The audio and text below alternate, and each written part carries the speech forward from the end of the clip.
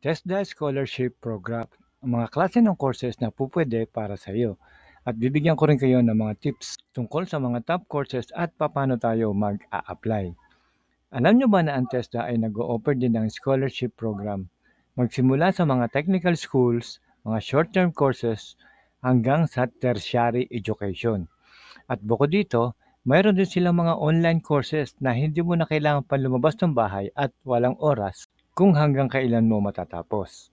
So una ay ang klase ng scholarships. So ano-ano ba yung mga to? Number 1, ang universal access to tertiary education. Number 2, private education student assistance. Number 3, special training for employment and program. At ang panghuli, number 4, ay ang training for work scholarship program. So hihimayin natin yan isa-isa. So unang-una yung universal access to quality tertiary education.